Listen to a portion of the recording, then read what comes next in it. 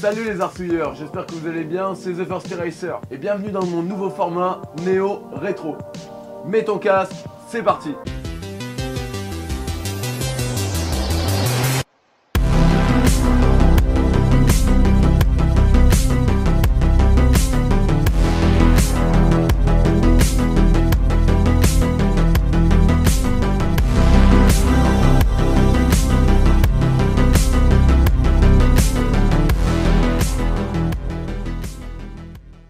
Dans ce format, on parlera de l'avènement de la mode rétro, qui en moins de 5 ans est devenu un des plus gros marchés de l'industrie de la moto. Je parlerai de chaque bécane néo-rétro de chaque constructeur, en parlant de l'histoire derrière chaque modèle. Mais avant tout, c'est quoi le néo-rétro ?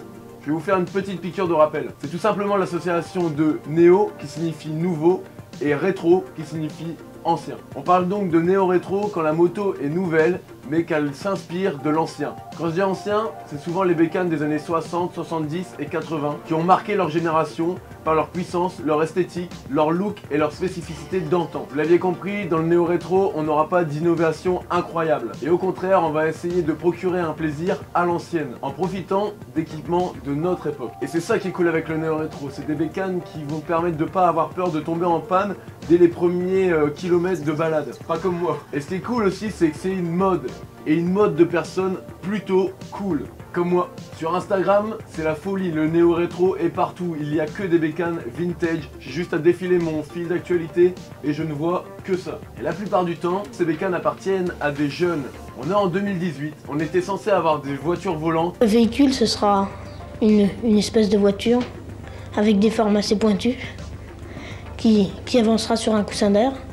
Et une sorte de merde qui marche à l'électrique, sans charme et sans volupté. Mais la société a dit non, car nous on aime les formes, la belle mécanique, la puissance et le doux goût de liberté que peut offrir un bicylindre ou un 4 pattes. Comprenez, un 2 cylindres ou un 4 cylindres. De plus, cette mode est très bien étudiée. Alors je vais pas dire que les motos sont pas puissantes, mais on s'éloigne quand même des avions de chasse de 250 chevaux inutilisables sur route, car ces bécanes sont beaucoup trop rapides pour nous et beaucoup trop tentantes. Dans le néo-rétro, t'es souvent en dessous des 100 poneys, ce qui te permet de prendre beaucoup de plaisir sans pour autant avoir peur de te faire faucher ton permis à chaque sortie. Ces bécanes ont un style plus travaillé, une élégance qui a été transmise par des générations antérieures, et c'est ce qui va faire la beauté de ces machines. Les constructeurs ont bien compris cette mode, et entre eux, c'est la guerre. Une sorte de course à la moto qui se rapprochera le plus de l'époque avec des équipements nouveaux. Tous les constructeurs veulent se mettre au néo-rétro.